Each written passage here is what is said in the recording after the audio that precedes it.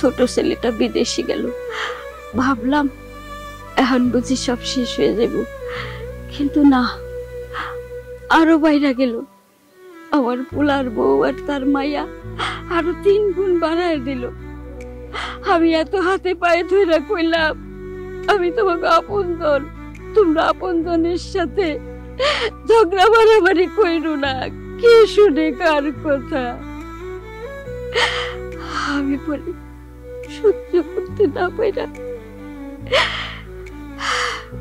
ভাইয়ের বাড়িতে চলে গেল। নিজের ভিটা বাড়ি, স্বামীর কবর, সন্তান ছাইরা ভাইয়ের বাড়িতে পড়ে থাকা যে কি কষ্ট, তাই তোমারে কইয়া বুঝাইতে পারব না।